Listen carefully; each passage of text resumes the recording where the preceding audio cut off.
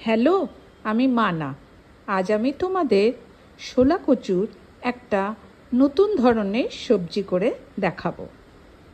শোলা কচুর এই তরকারিটি করার জন্য চাই শোলা কচু, আর নেব লবণ, হলুদ, ভাজা জিরের গুঁড়ো, 5 ফোড়ন, তেজপাতা, কাঁচা লঙ্কা, আদা, মটরের ডাল, ডিম।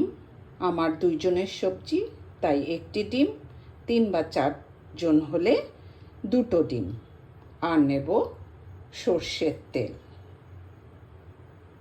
প্রথমে 100 গ্রাম মটরের ডাল ভিজিয়ে রাখবো। শোলা কচুকে ছোট ছোট করে এভাবে কেটে নিতে হবে। তারপর লবণ আর হলুদ দিয়ে বয়েল করে নেব। বয়েল হয়ে গেলে জল ঝরিয়ে রেখে দেব। সবজির মশলা হিসাবে 1 টুকরো আদা ও 2-3টে কাঁচা লঙ্কা সামান্য জল দিয়ে পেস্ট করে নেব। ভেজানো মটরের ডালটি 2-1 টুকরো আদা ও 2টে লঙ্কা দিয়ে পেস্ট করে নেব। ডাল বাটা হয়ে গিয়েছে। ডাল বাটাতে এবার একটা ডিম দিয়ে দেব। 2 জনের তরকারিতে একটা ডিম। এবার পেস্টটিতে পরিমাণ মতন লবণ আর হলুদ দিয়ে ভালোভাবে মিক্স করে নেব।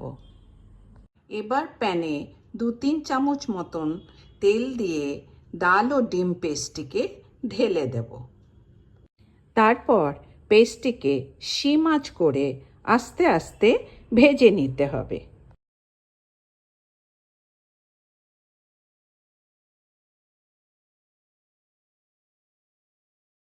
কড়াইয়ে তেল, 5 ফোড়ন, তেজপাতা আর সবজিগুলোকে ছেড়ে দিয়ে ভালোভাবে নেড়েচেড়ে 1/4 টিস্পুন লবণ আর 1/4 টিস্পুন হলুদ দিয়ে আদা লঙ্কা পেস্টে দিয়ে তারপর টিস্পুনের 1 চামচ ভাজা জিরের গুঁড়ো দিয়ে দেব।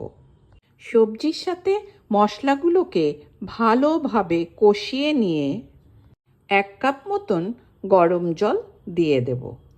সবজি ভালোভাবে সেদ্ধ হবার জন্য ঢাকনা দিয়ে ঢেকে দেব। সবজি তৈরি হয়ে গিয়েছে, সামান্য গরম মশলা দিয়ে দেব। এবার ভাজা বড়াগুলোকে সবজিতে ঢেলে দিয়ে সামান্য নেড়েচেড়ে সিম আঁচ করে ঢেকে দেব। সুন্দরভাবে সবজি তৈরি হয়ে গিয়েছে। যারা তরকারিতে মিষ্টি দিয়ে খেতে ভালোবাসে তারা সামান্য চিনিও দিতে পারো। শোলা কচুর এই তরকারিটি সত্যি খুব সুন্দর খেতে। আমার মায়ের কাছ থেকে শেখা এই রেসিপি।